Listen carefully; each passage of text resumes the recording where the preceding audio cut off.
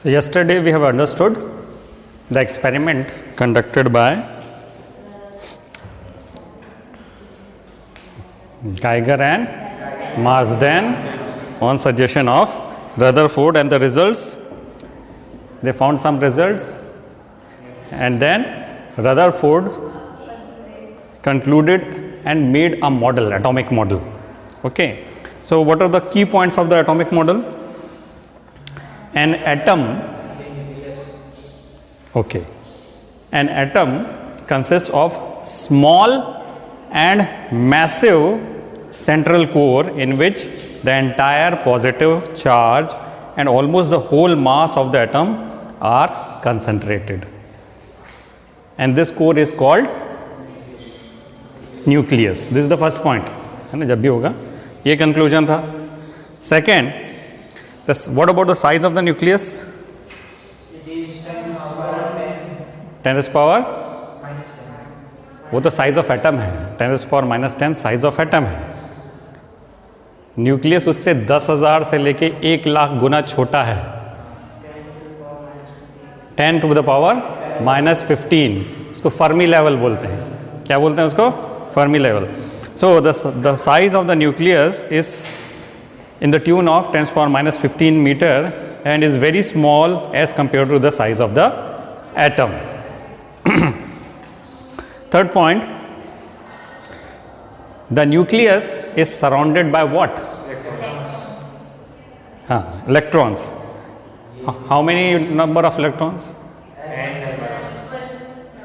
N number of electrons. It is equal to the number of protons या positive charge inside the nucleus. But एक खास चीज जो उन्होंने बोले कि that is revolving around the nucleus and it can have any orbit, any number of orbits. Rutherford ने क्या बोला था? It can have any number of orbits. So the nucleus is surrounded by suitable number of electrons so that their total negative charge is equal to the total positive charge on the nucleus and the atom as a whole is neutral, is electrically neutral. The electron revolves around the nucleus in various orbits just as planets revolve around the sun. यहाँ पे थोड़ा सा गलती हो गया. यहाँ पे जो टोटल एक्सप्लेनेशन था वहाँ पे ये इस जगह पे रदरफोर्ड का जो मॉडल है वो स्लाइटली लैग कर गया, इसलिए नील्स बोर को अपने मॉडल के साथ में आना पड़ा, है ना. तो यहाँ पे उन्होंने बोला कि it is electrons are revolving around the nucleus in various orbits just as planets revolve around the sun and the centripetal force required. उनको घूमने के लिए कुछ शक्ति चाहिए ना, वो कैसे मिलेगा उसको? भाई it can be provided by the electrostatic force between the electrons and the protons, है ना. So the centripetal force required for their revolution is provided by the electrostatic attraction between the electrons and the protons और nucleus. ये इनका model था. ये 4 point इनके main point थे. अब लिमिटेशन कल थोड़ा सा मैंने बताया था, है ना. इलेक्ट्रोमैग्नेटिक थ्योरी के हिसाब से अगर कोई एक्सेलरेटेड पार्टिकल और charge particle, accelerated charge particle दूसरे चार्ज पार्टिकल के अराउंड रिवॉल्व कर रहा है तो it will emit radiations, electromagnetic radiations. ये चीज़ कल मैंने आपको समझाई थी, एक बार फिर से समझाऊंगा. Okay, since electrons are revolving around the nucleus and nucleus has all the positive charge, so negative charge is revolving around the positive charge and since it is revolving, it is having a rotational motion, it will have an acceleration. कौन सा acceleration? Centripetal acceleration. So that means a charge particle is revolving around another charge particle.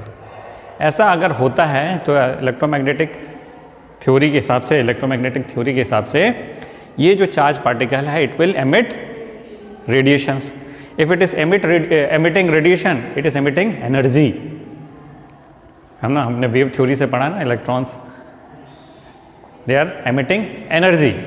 और अगर वो emit कर रहा है energy तो धीरे धीरे उसकी टोटल एनर्जी कम होते जाएगी. और इलेक्ट्रॉन्स और प्रोटॉन्स के बीच में कौन सा फोर्स है? अट्रैक्टिव फोर्स है ना। इलेक्ट्रॉन्स और प्रोटॉन्स के बीच में अट्रैक्टिव फोर्स है। जैसे जैसे इसकी एनर्जी कम होगी, प्रोटॉन उसको अपने तरफ खींचते जाएगा, न्यूक्लियस अपनी तरफ खींचते जाएगा, है ना। और जैसे ही वो एक लेवल ऑफ एनर्जी में आएगा तो ये इलेक्ट्रॉन घूमते घूमते it will form a spiral, है ना। Suppose this is nucleus which is positively charged and here is the electron. Now according to Rutherford it is revolving around the nucleus in a fixed orbit. But if we think of an electromagnetic theory, if this charged particle is revolving around this charged particle and it is having an accelerated motion, this will emit energy.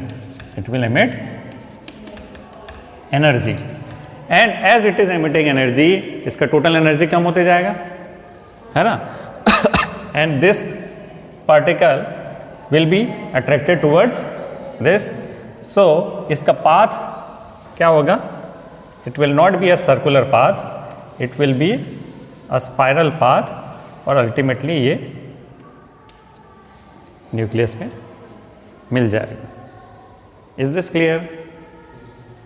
But ऐसा हो तो नहीं रहा है.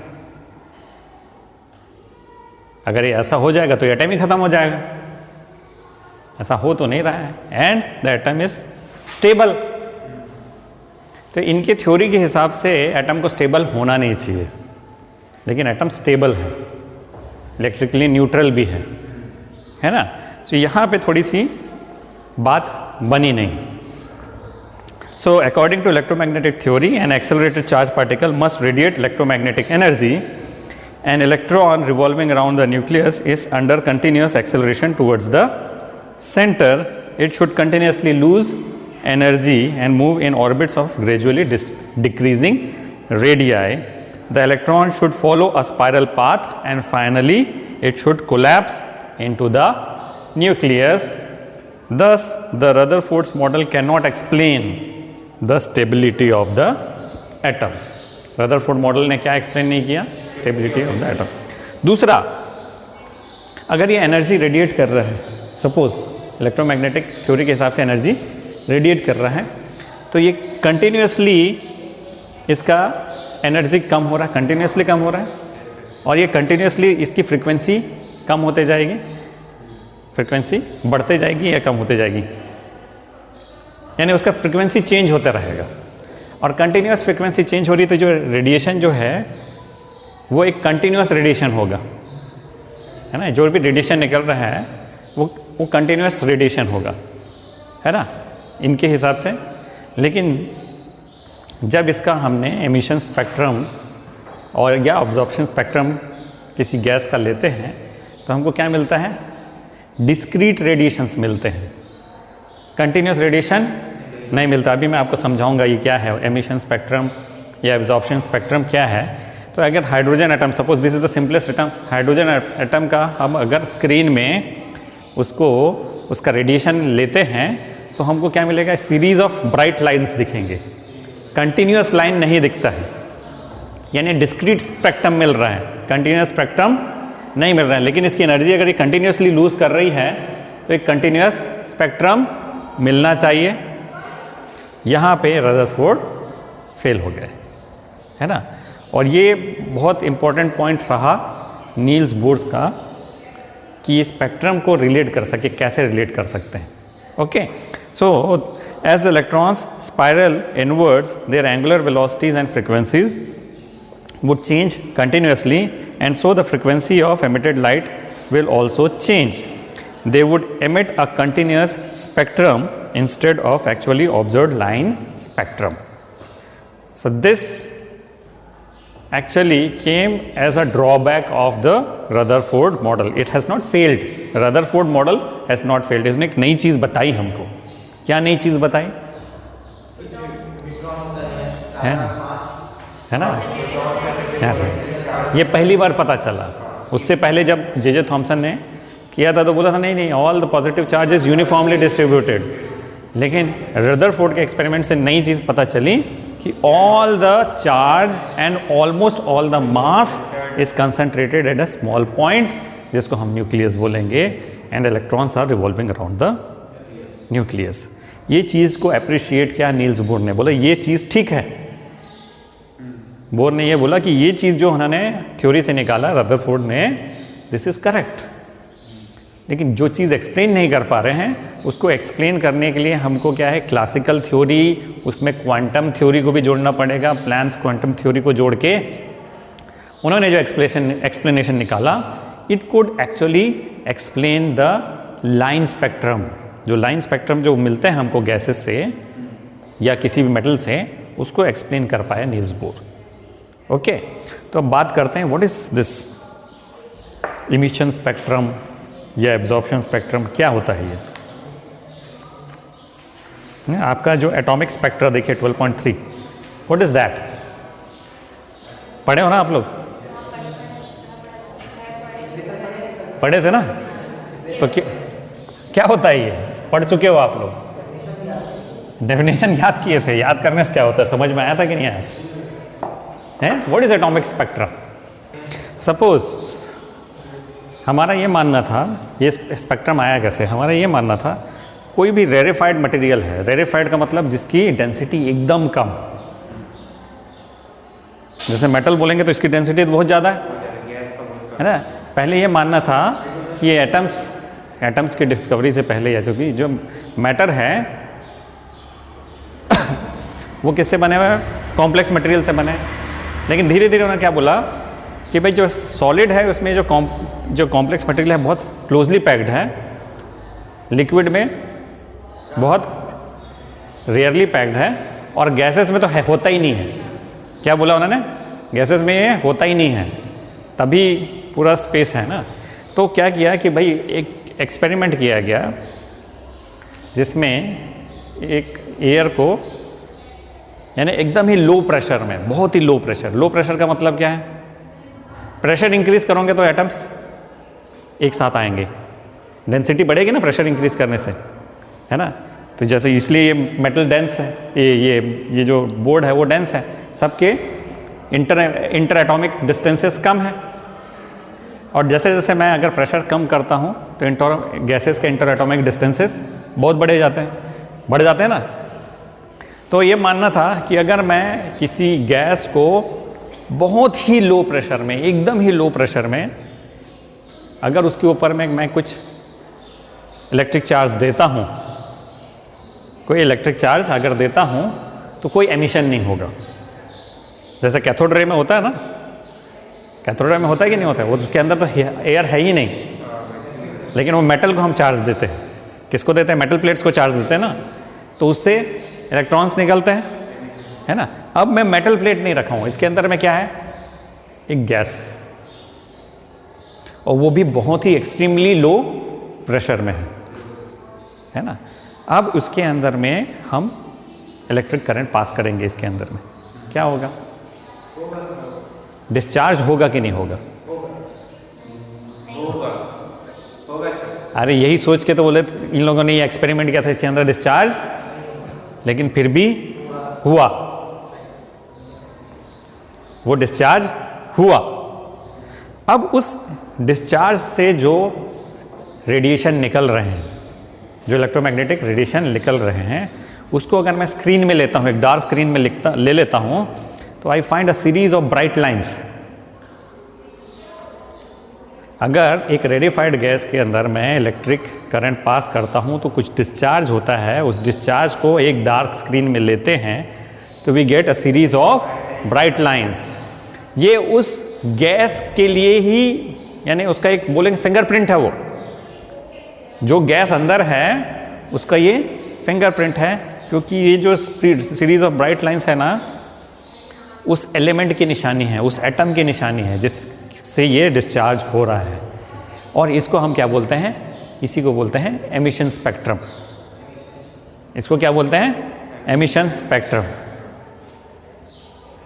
ये चीज़ पढ़े थे, पढ़े होंगे, याद नहीं है, है ना। जैसे इसलिए ना हम लोग को कई चीज़ों के, जैसे हम बाहर से जैसे कोई लाइट आ रही है तो हम पता करने की कोशिश करते हैं कि उस प्लेनेट में क्या क्या एलिमेंट हो सकते हैं, उसकी लाइट को एनालाइज करते हैं, उससे क्या स्पेक्ट्रम बन रहा है उसको देखते हैं, उससे पता चलता है वहाँ हाइड्रोजन भी है, हीलियम भी है, ये सब चीज़ें।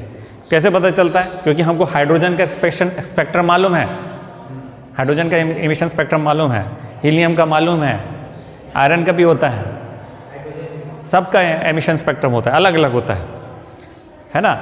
और अगर सेम गैस पे अगर मैं वाइट लाइट डालता हूँ, अभी तक क्या हुआ था, इलेक्ट्रिक करंट से वो एमिट कर रहा था, अब एमिट नहीं करना है, अभी उसी गैस पे मैं वाइट लाइट डालता हूँ और पीछे एक वाइट स्क्रीन में मुझे डार्क लाइंस दिखेंगे, डार्क लाइंस दिखेंगे, और वो उसी जगह पे दिखेंगे जहाँ पहले एमिट कर रहा था जो ब्राइट लाइंस दिख रहे थे। तो इस स्पेक्ट्रा को क्या बोलते हैं? Absorption spectra. डिफरेंस समझ में आया? पहले अगर मैं इस रेडिफाइड गैस पे इलेक्ट्रिक चार्ज लगाता हूँ, इलेक्ट्रिक फील्ड लगाता हूँ, तो वो कुछ एमिट करेगा, जो एमिट करेगा अगर मैं उसको एक डार्क स्क्रीन में लेता हूँ तो ब्राइट लाइंस दिखेंगे, वो एमिशन स्पेक्ट्रम हुआ। अब उसी गैस पे मैं वाइट लाइट को डाल रहा हूँ, यानी white light is a combination of all the wavelengths. उसके बाद में अगर मेरे एक वाइट स्क्रीन में देखता हूँ तो मुझे सीरीज ऑफ डार्क लाइंस दिखेंगे, वो डार्क लाइंस उसके एब्सॉर्प्शन स्पेक्ट्रम होंगे, है ना। इसका मतलब क्या है? उस फ्रिक्वेंसी के लाइट को या रेडिएशन को उसने एब्जॉर्ब कर लिया, उस फ्रिक्वेंसी या वेवलेंथ के रेडिएशन को एब्जॉर्ब कर लिया, बाकी सबको छोड़ दिया। Is this clear? ये होता है एटॉमिक स्पेक्ट्रा। ठीक है, तो अगर हम सबसे सिंपलेस्ट एलिमेंट क्या है? हाइड्रोजन। हाइड्रोजन का अगर हम एटॉमिक स्पेक्ट्रम देखते हैं तो we get different series of lines. ऐसा नहीं है कि सारे फ्रीक्वेंसी एक साथ दिखेंगे, अलग अलग फ्रीक्वेंसी के, और जिस साइंटिस्ट ने उसको खोजा अपने नाम पे वो सीरीज रख दिया। तो if you see in figure 12.5, Lyman series, Balmer series, Paschen series, है ना। तो ये सबसे पहले बामर ने खोजा है, तो उनका बामर सीरीज है। सबसे पहले किसने खोजा? है ना, हाइड्रोजन का स्पेक्ट्रा, हाइड्रोजन का स्पेक्ट्रा बामर ने खोजा। तो कब खोजा? 1885 में। In 1885, the first such series was observed by a Swedish school teacher, Johann Jacob Balmer, in the visible region of the hydrogen spectrum. This series is called Balmer series. So you can also find the figure of Balmer series, है ना। उसमें देखिए Balmer series किस wavelength से start होता है? 634.6 nanometre to 656.3 nanometre, ये wavelength है इसका। आप नीचे 12.6 देखिए ना, फिगर 12.6, 365 जो बोल रहे हो 364.6 दिया है यहाँ पे, है ना। ठीक है, वो पॉइंट से ज़्यादा कुछ फर्क नहीं पड़ता है। तो एटॉमिक स्पेक्ट्रा आपको समझ में आया? व्हेन एन एटॉमिक गैस और vapour is excited at low pressure, है ना, ये लो प्रेशर में होना चाहिए। तो कैसे एक्साइट कर रहे हैं इसको? By passing electric current. The emitted radiation has a spectrum which contains certain specific wavelengths only. It contains certain specific wavelengths and this spectrum is called emission spectrum. आपको पूछा जाए कि भाई डिफरेंस बिटवीन एमिशन स्पेक्ट्रम और absorption spectrum, तो आपको बताना आना चाहिए।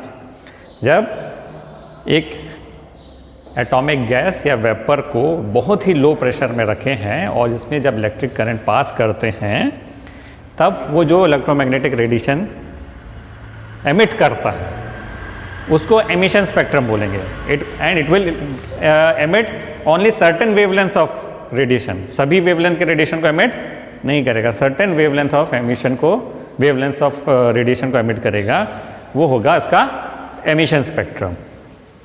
ठीक, so this spectrum it consist of bright lights on the dark background. ठीक है. When white light passes through a gas and we analyze the transmitted light using a spectrometer, we find some dark lines in the spectrum. These dark lines correspond precisely to those wavelengths which were found in the emission line spectrum of the gas. So this is called the absorption spectrum of the material. Essentially देखा जाए तो emission spectrum और absorption spectrum में कोई difference नहीं है. क्या difference है? इमिशन स्पेक्ट्रम में वो एमिट कर रहा था, वो गैस एमिट कर रहा था, और एब्जॉर्प्शन में वो क्या कर रहा है? उसी को एब्जॉर्ब कर रहा है.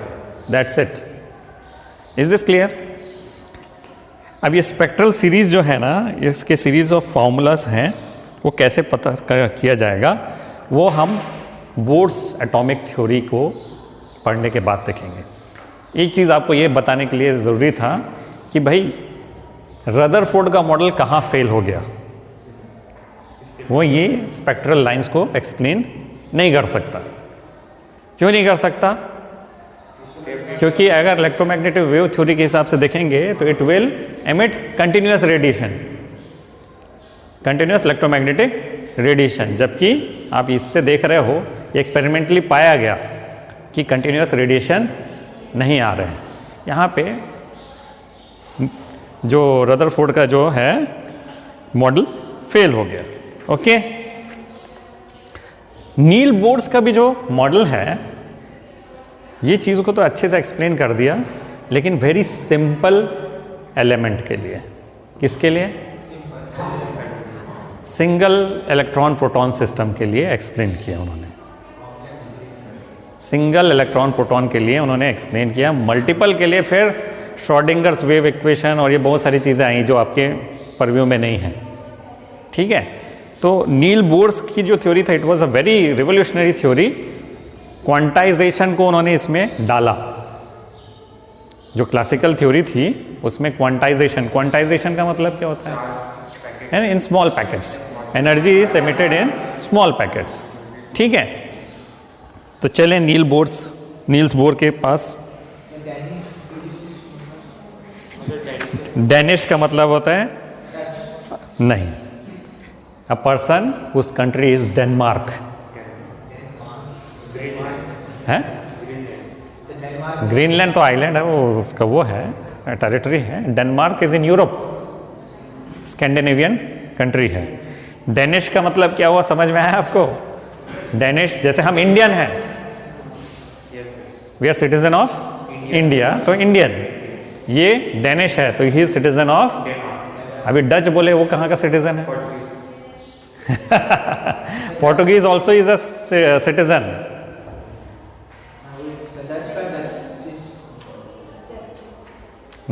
डचलैंड है, डचिस्तान. Dutch are the people from Netherlands या हॉलैंड. पोर्टुगीज कहाँ के हैं? पोर्टुगल है ना.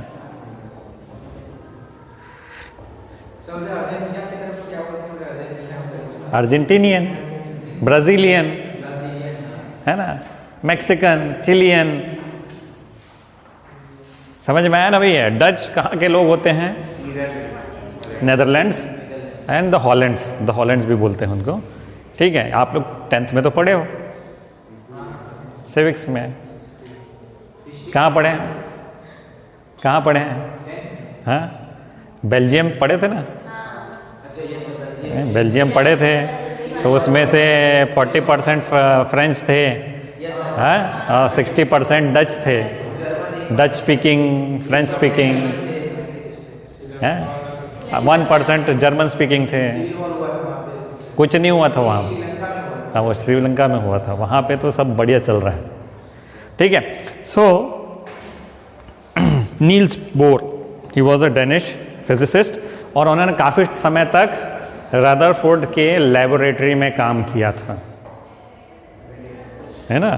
तो एक तरीके से, हाँ, सो एक तरीके से वो कन्विंस्ड थे कि रदरफोर्ड की थ्योरी जो है it's perfect, but the only thing is he was not convinced कि ये जो बोल रहे हैं कि एटम्स किसी भी आर्बिट्ररी ऑर्बिट में, इलेक्ट्रॉन्स किसी भी आर्बिट्ररी ऑर्बिट में रिवॉल्व कर सकते हैं, वहाँ पे वो बोले कि भाई यहाँ पे गड़बड़ हो रहा है। तो उनका जो पहला पोस्टुलेट था नील बोर का, वो था वो किसी भी ऑर्बिट में रिवॉल्व नहीं कर सकता, वो एक सर्टेन स्टेशनरी ऑर्बिट में रिवॉल्व करेगा which will have a fixed energy. समझ में आ रहा है? नील्स बोर ने क्या बोला, अगर इलेक्ट्रॉन रिवॉल्व कर रहा है, रदरफोर्ड ने बोला कि कहीं पे भी रिवॉल्व कर सकता है इलेक्ट्रॉन। क्या बोला? कहीं पे भी रिवॉल्व कर सकता है, इस एटम के अंदर कहीं पे भी रिवॉल्व कर सकता है। नील्स बोर ने बोला कि नहीं, कहीं पे भी रिवॉल्व नहीं कर सकता, एक सर्टेन स्टेशनरी ऑर्बिट्स पे ही रिवॉल्व करेगा, जहाँ पे वो कोई एनर्जी नहीं लूज करेगा। इस स्टेशनरी ऑर्बिट में क्या होगा, वो कोई एनर्जी लूज नहीं करेगा, यानी क्या है कि ये फिक्स्ड एनर्जी लेवल पे है। क्या है ये? फिक्स्ड एनर्जी लेवल है। ये सबसे पहला था उनका, ठीक है। So Bohr's first postulate was that the electron in an atom could revolve in a certain stable orbits without the emission of radiant energy. इस ऑर्बिट में इलेक्ट्रॉन अगर रिवॉल्व कर रहा है तो कोई एनर्जी रेडिएट नहीं करेगा, और ये स्टेबल ऑर्बिट है, इसको क्या बोलेंगे? Stable and stationary orbit. ये चीज आप समझ गए? So according to this postulate each atom has certain definite stable states in which it can exist, and each possible state has definite total energy, and these are called stationary states of the atom. इसको क्या बोलेंगे? stationary states of atom. ये आप कई बार पढ़ चुके हो, आपने केमिस्ट्री में बोला स्टेबल स्टेट, यही होता है। यहाँ पे क्या होता है कि फिक्स्ड एनर्जी है। जैसे कि आप देखेंगे इसमें -13 पॉइंट, हाइड्रोजन का जो फिक्स्ड ग्राउंड स्टेट है वो -13.6 इलेक्ट्रॉन वोल्ट होता है।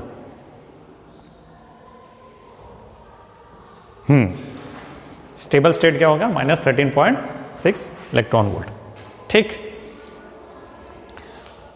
अब बोहर के सेकंड पोस्टुलेट क्या बोलते हैं? It defines these stable orbits. कहाँ पे मिलेगा ये स्टेबल ऑर्बिट? कहीं पे भी तो नहीं मिल सकता ना, तो वो कहाँ मिलेगा? It will be found where the angular momentum is the integral multiple of h/2π। गोल गोल हो गया। कहाँ मिलेगा?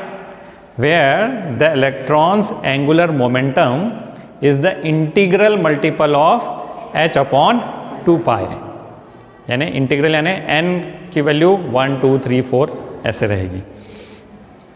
So Bohr's second postulate defines these stable orbits.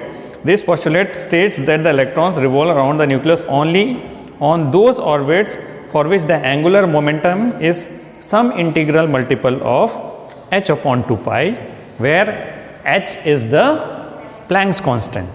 तो इन्होंने क्या किया? प्लैंक के क्वांटम थ्योरी को जोड़ दिया इसके साथ, है ना। So where h is Planck's constant, thus the angular momentum of the orbiting electron is quantized. वे उसको क्या बोलते हैं? L. L is equal to NH/2π।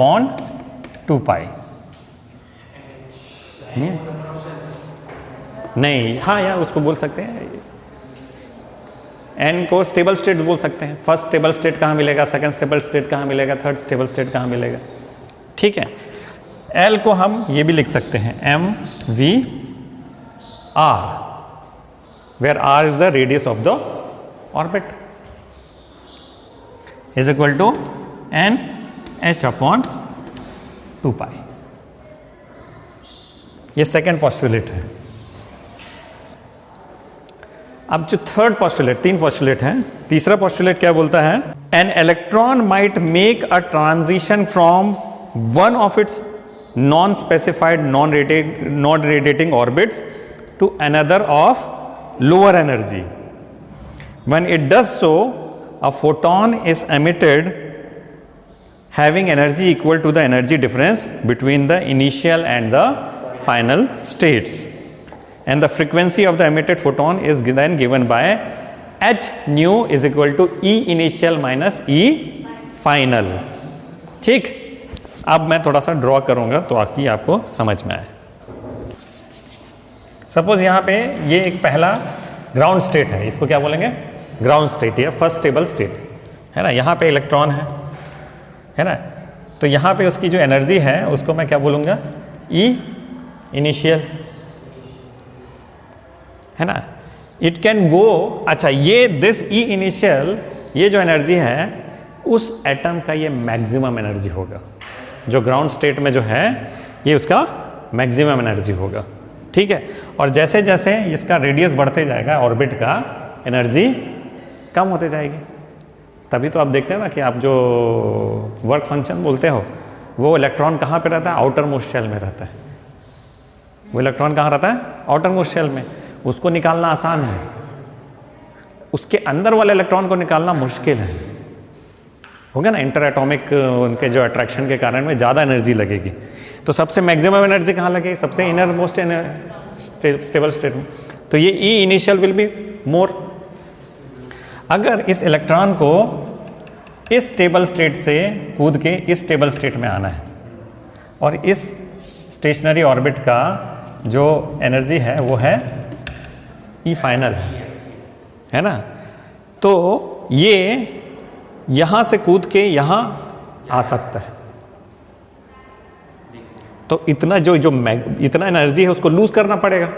इसके पास तो बहुत एनर्जी है, उसको लूज करेगा तभी तो यहाँ पे जाएगा ना. तो कैसे लूज करेगा? In the form of photons. कैसे लूज करेगा? In the form of photons. और वो जो फोटॉन्स है उसकी फ्रीक्वेंसी अपने को पता करनी है, तो कैसे करेंगे?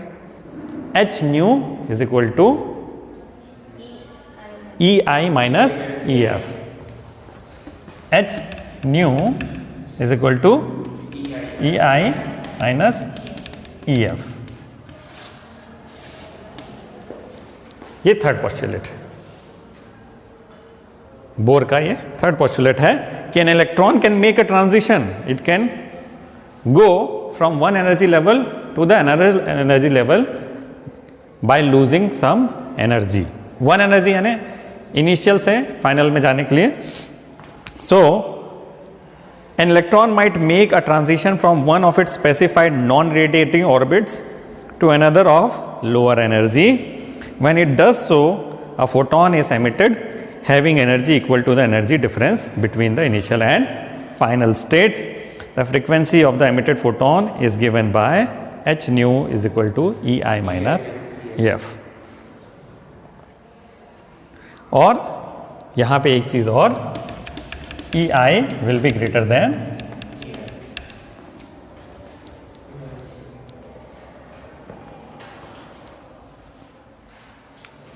ठीक. तो अब इस कॉन्सेप्ट को अगर हम हाइड्रोजन एटम पे लगाते हैं, नील बोर के इस कॉन्सेप्ट को हाइड्रोजन एटम पे लगाएंगे तो हमको क्या मिलता है? -13.6 इलेक्ट्रॉन वोल्ट इज द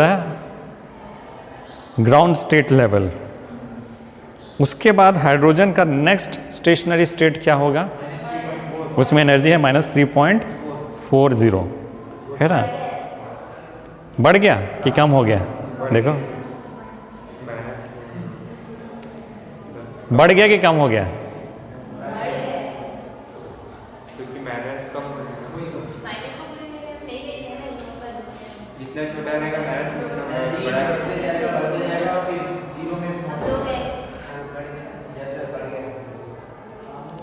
कम हो गया, कम हो गया.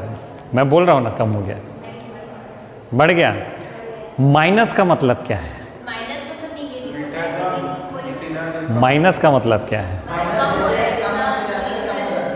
देखो मैं आपको ना एक एग्जांपल देता हूँ, है ना। आपको मैंने एक टारगेट दिया है, राघवेंद्र को मेरी पकड़ से छुड़ाना है। राघवेंद्र को मेरी पकड़ से छुड़ाना है और राघवेंद्र को मैंने पकड़ के रखा है 50 न्यूटन्स से, है ना। राघवेंद्र को पकड़ के रखा है 50 न्यूटन से। तो आप कितनी एनर्जी या कितना ताकत लगाओगे, कितना फोर्स लगाओगे, है ना। तो यहाँ नेगेटिव का मतलब क्या है, कितनी ताकत से मैंने उसको पकड़ के रखा है। ये 13.6 इलेक्ट्रॉन वोल्ट से न्यूक्लियस ने उस इलेक्ट्रॉन को पकड़ के रखा है। समझ में आया? कितनी ताकत से पकड़ के रखा है? 13.6 इलेक्ट्रॉन वोल्ट। ये ज़्यादा है कि वो ऊपर वाला 3.4?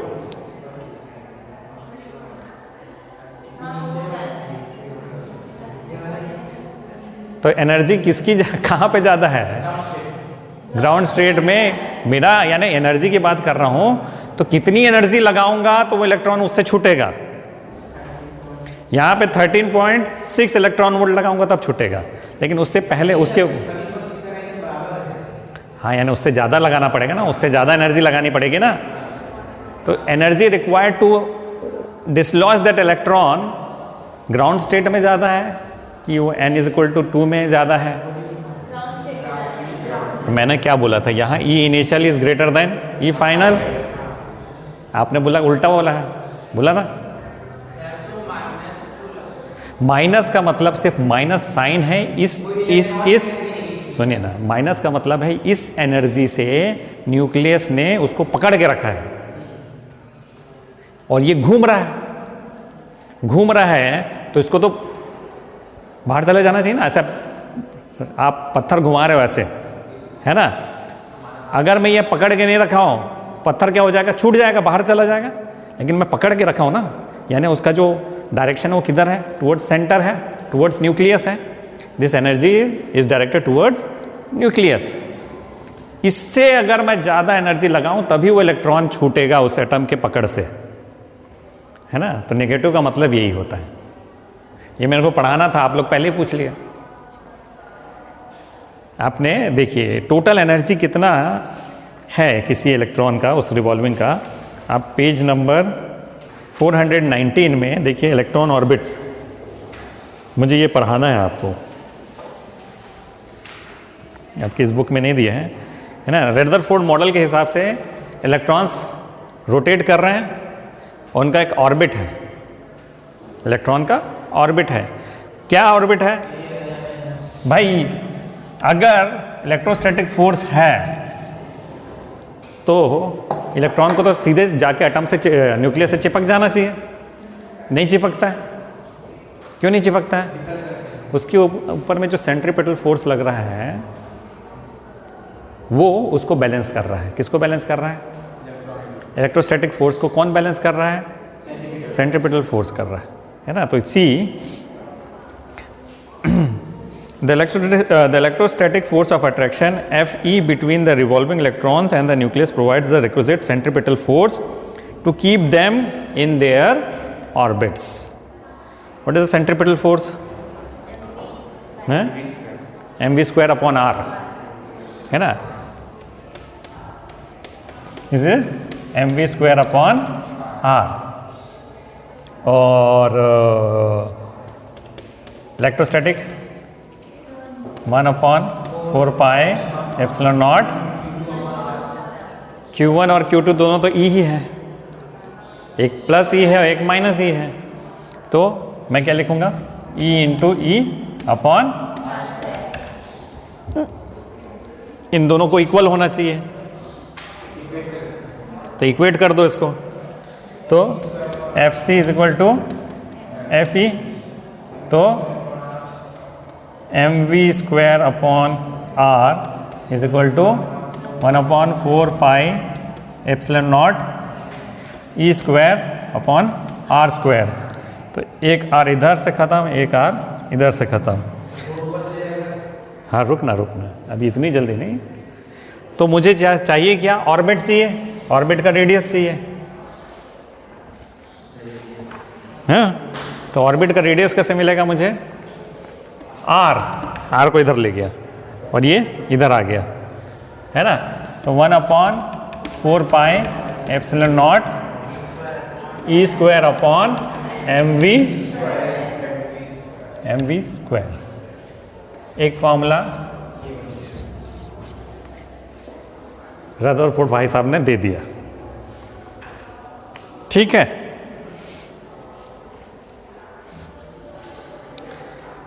अब काइनेटिक एनर्जी इस इलेक्ट्रॉन की क्या होगी? K E will be equal to half M V square, ठीक है। तो एम वी स्क्वायर का जो वैल्यू है मैं इधर से ले सकता हूं क्या? एम वी स्क्वायर इधर लिया तो ये यहां पे आ जाएगा। तो K E is equal to half M V इधर, तो ये इधर 1/4 pi epsilon not E square upon R. ये काइनेटिक एनर्जी हो गया क्या? है? है ना। तो ये क्या हो गया? 1/8 pi epsilon not E square upon R. ये के ई है। अब मुझे पोटेंशियल एनर्जी का फॉर्मूला मालूम है उसका। अरे इलेक्ट्रोस्टैटिक पोटेंशियल एनर्जी है 1/4 pi epsilon not E square upon R, है ना। तो U इज इक्वल टू, अच्छा ये जो है नेगेटिव में रहेगा। क्यों रहेगा नेगेटिव में? It is on the minus R direction towards the nucleus, है ना। इसका जो फोर्स है ये इसके अपोजिट है ना, सेंट्रीपिटल फोर्स के अपोजिट है ना। पोटेंशियल एनर्जी का डायरेक्शन किधर रहेगा? Line joining the electron and the nucleus and directed towards the positive charge. होगा कि नहीं होगा? Directed towards the positive charge. तो ये उसका उल्टा होगा। तो मैं यहाँ पे डालूंगा -1/4 pi epsilon nought E square upon R. What is the total energy? Kinetic energy plus potential energy. Total energy K E है 1/8 pi epsilon not E square R minus 1/4 pi epsilon not E square upon R. तो कितना हो गया?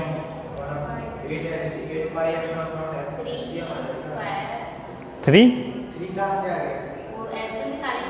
LCM निकालो, कितना आएगा?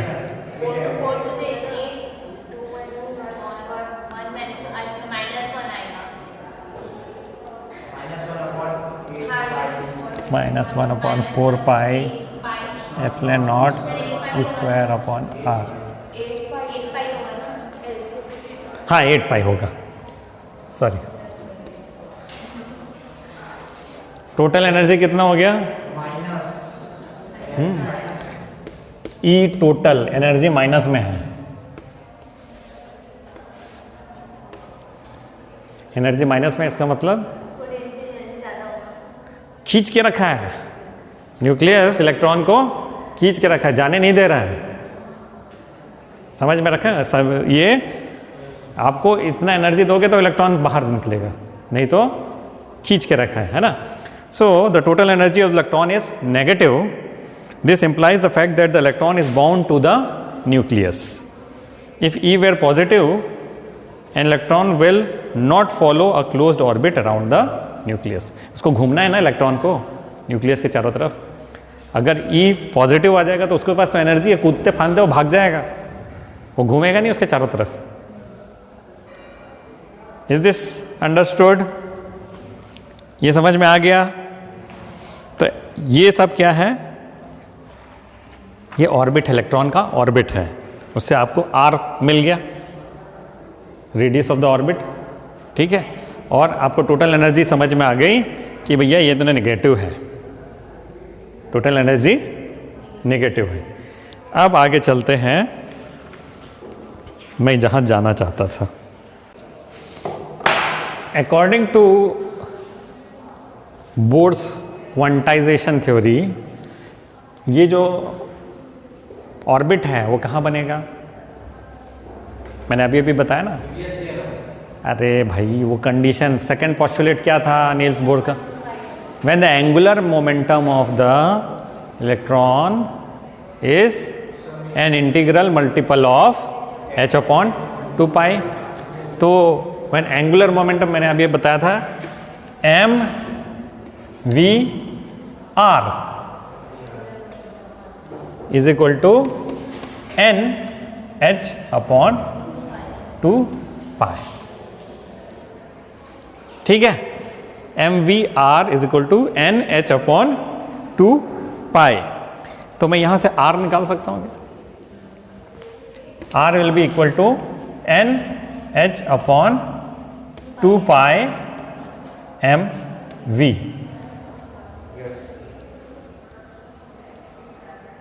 ठीक है क्या? और आर तो इधर भी है भैया, R is equal to 1/4 pi epsilon not E square upon M V square. क्या हम इन दोनों को इक्वेट करा सकते हैं? करा सकते हैं ना। तो चलो क्या होगा, उसको मैं के ले लेता हूं 1/4 पाई एप्सिलॉन नॉट को K E square upon M V square is equal to N H upon 2 pi M we. तो m से m, एक v खत्म, ठीक। v निकालना है मुझे, तो ये v इधर लिख देता हूं, v इधर चला गया is equal to K E square upon into 2 pi upon N H, ठीक है। के को मैं 1/4 पाई एप्सिलॉन नॉट लिख सकता हूं यहां पे।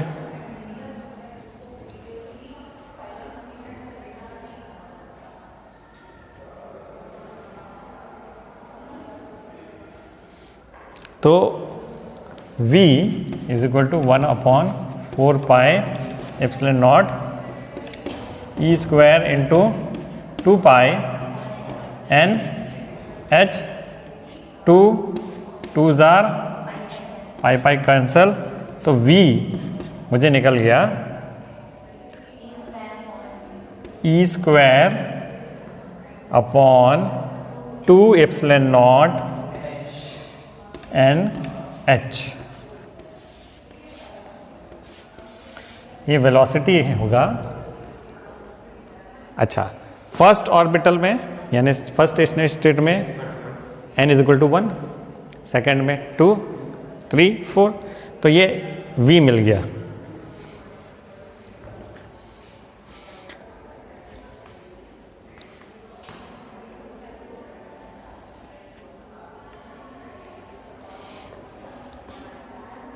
अब मैं r यहां पे सपोज इस R में मैं V की वैल्यू डाल देता हूं, इसमें ये वाला जो है इसमें V की वैल्यू डालता हूं, तब मैं एस्टिमेट कर पाऊंगा कि भाई एनर्जी लेवल क्या है हर एक जगह की, है ना। तो यहां पे अगर मैं डाल देता हूं V की वैल्यू, तो सीधे सीधे मैं लिख देता हूं उसका, यहां पे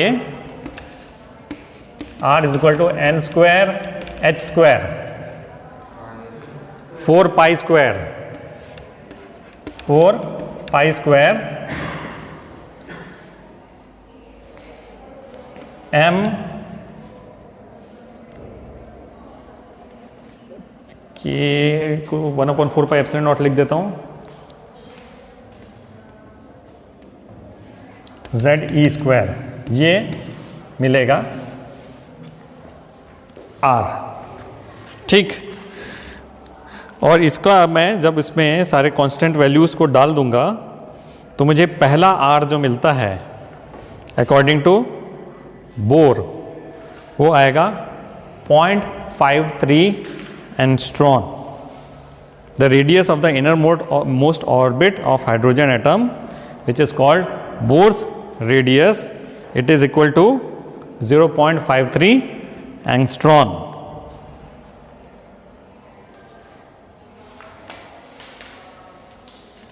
And E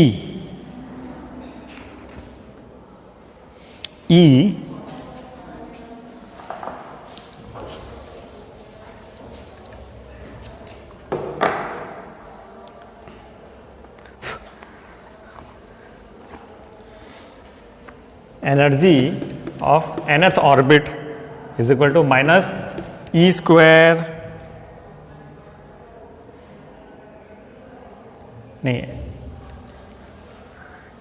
m e to the power 4 8 n square epsilon square h square। नहीं करना याद, ये सिर्फ थ्योरी है ना, इसको याद नहीं करना है। काम का यार आगे बढ़ोगे तो काम का है। अभी ये जो 13.6 आया ना इलेक्ट्रॉन वोल्ट, अगर मैं सारे वैल्यूज डालता हूँ तो E n is equal to minus 13.6 upon n square होता है, एन इलेक्ट्रॉन वोल्ट।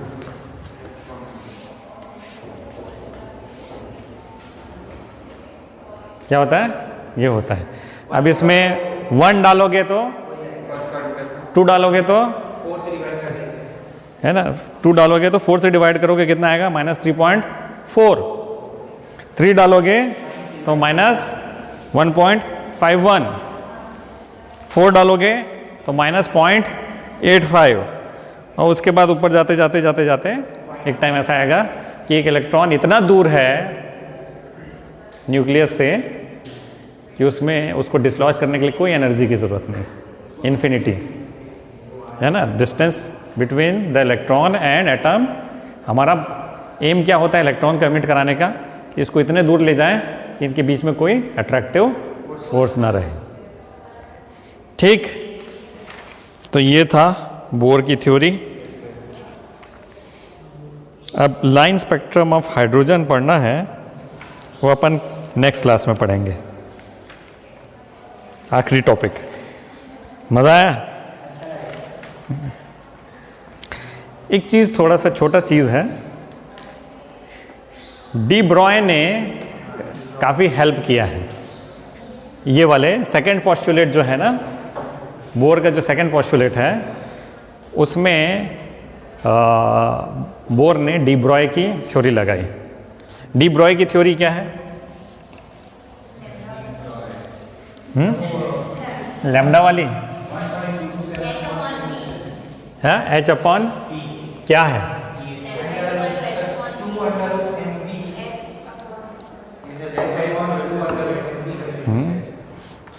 उसको एक आखिरी टॉपिक उसको ख़त्म कर देते हैं, फिर सीधे। भाई इलेक्ट्रॉन क्या है? मैटर है। Electron is a matter. De Broglie ने क्या बोला? It has a wave nature. Wave nature है तो उसका वेवलेंथ क्या होगा? Lambda is equal to h upon M v, है ना।